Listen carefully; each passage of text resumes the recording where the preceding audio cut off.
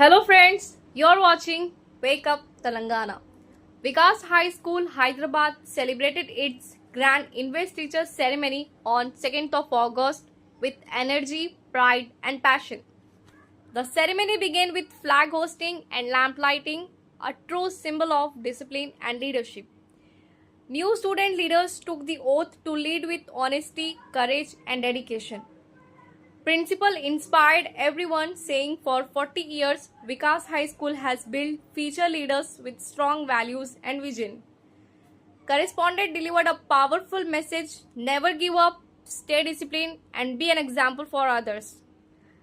Now let's watch the inspiring speech from the principal. Respected parents, my dear staff members, and the newly elected Council of Leaders. Thank you all, parents, for coming here to show your support and encouragement to your children and our children as well. Congratulations to the newly elected leaders of the school. A big round of applause for the effort that they have put in and for the continuous way in which they have worked in order to bring some sort of glory to the school. I deeply appreciate not only the support and encouragement that the parents have given us in all these 40 years, as our teacher mentioned, but I also appreciate and admire the tenacity of purpose of these leaders who have grown up with us, many of them from the nursery class up to 8th, 9th and 10th. I wish all the school leaders who may be leaving at the end of the year a very successful career and life ahead of you. Now, for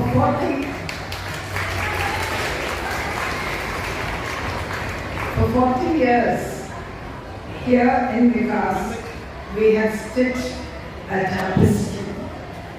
You may wonder why I have selected this particular word, tapestry, in order to describe our school. Metaphorically speaking, the word tapestry describes anything that is complex, intricate and rich, that is multifaceted and made up of many different parts that are interwoven and interconnected to a much larger and unified whole. So that is also Vikas. It is also a tapestry for the past 40 years from the beginning, which took place in 1985. For those of you who were not even born at that time, our ethos has been to provide the best possible education in an environment that is peaceful, friendly, harmonious, and non-discriminatory. I feel that this environment that is created in the school is very important, especially in this century, especially in this day and age, because what we see outside the school and what some time back in April you have witnessed has also been an outpouring of hatred and jealousy and a vitiated atmosphere. I want none of my children, whoever has passed out from the school, whether they have been leaders or our students, I don't want you all to be tainted by that feeling of dislike, intolerance, hatred and jealousy. Please remember these words when you go out into the world and the world gives you a hard time. Even in a hard time, do not forget that it is knowledge, your faith, as well as the truth which triumphs over everything that will help you always.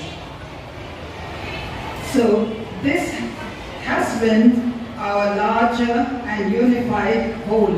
Our aim all along has been to see that we give the best possible education in the best possible environment.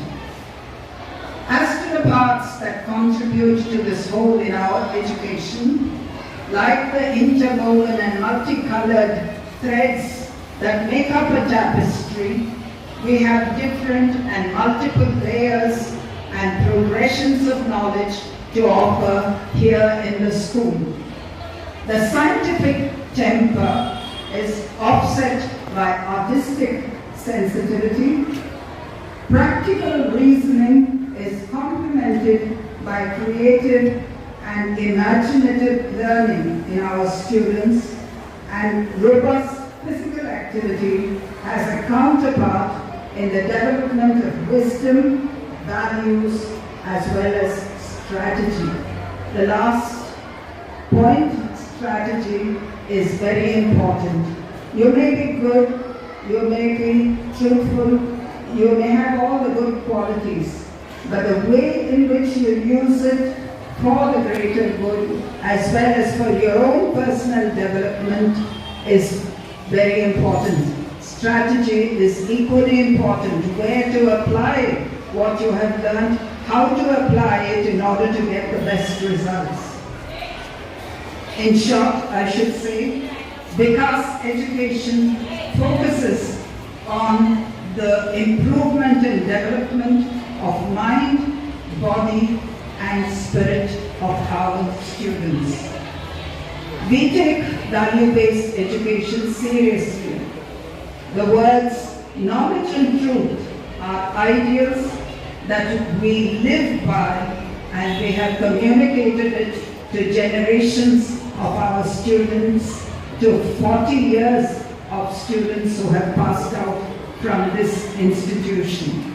And I'm proud to say that wherever they have gone, our students have been leaders in whatever way they could, in whichever position they held, and they have all been ruled by truth as well as knowledge.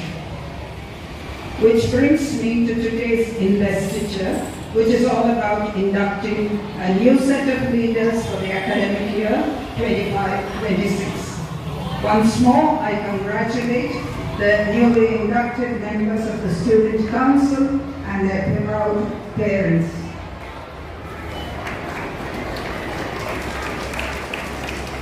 These children are a testimony not only to the school's role in their future, but also bear witness to the parents' role in their development. Thank you, parents, for encouraging your children. Now, I have to give some advice every year, so here goes.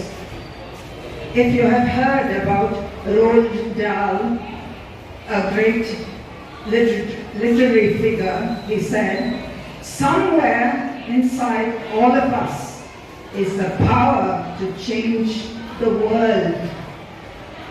Dahl's wisdom points to the strength and potential within every one of us. With belief in oneself, even small actions can lead to big changes. To the school leaders who are gathered here, I want you to take away this message. Belief in yourself is the most important thing. You have to have self-belief. With self-belief, self-confidence, not overconfidence, but self-confidence will follow so that you can go on your path without too much of a disturbance. You must have the ability to convert disability to your advantage. You must make the negative into a positive and then make a difference to the world as a leader. Here I'd like to add that you can't make a mark on anything or change anything without persistence and perseverance. To rise when you fall, to fail but not accept defeat, to persist like Bruce's spider, to try again till you succeed. That should be your aim. I remember Marie Curie, the great scientist. You have all studied about her. She was the first woman to win the Nobel Prize in science, to win any Nobel Prize at all, and she was the only woman to win the Nobel Prize twice, one for physics and one for chemistry. She is the Nobel laureate to have won the Nobel Prize twice. So change in the world or success cannot also be achieved easily. I have spoken about persistence, which is very important, never to give up, never be defeated, wait till you succeed. As a leader, never do anything by halves, go the whole hog. Be wholehearted in your work, passionate in what you believe and do, and determined that you will succeed. And in the end, you will reap the rewards for your own personal development, and others will be equally benefited by your role as leader. Finally, success means doing the best with what we have. Often nowadays, everyone complains about something or the other. So don't complain. Not complaining, this is lacking, that is lacking, don't grumble, don't find fault with other people or with fate. While you are on this path of leadership and life, remember charity towards others, tolerance towards people who are not like you, who don't believe in what you believe, and who don't do what you think they ought to be doing. Tolerance is a very key factor in being an outstanding leader. Going forward, always, never looking backward. If you look backward, learn from the lessons of the past. Don't think, I was like this, I was so great, now I am in this situation. There will always be ups and downs, triumphs and failures, and you have to prepare for all of this. I think I have to conclude by saying that the power of leadership is in all of us, as Roald Dahl says. You have waited so long in the sun. Today it has been exceptionally hot, and all these days it was raining, but today it has been exceptionally hot.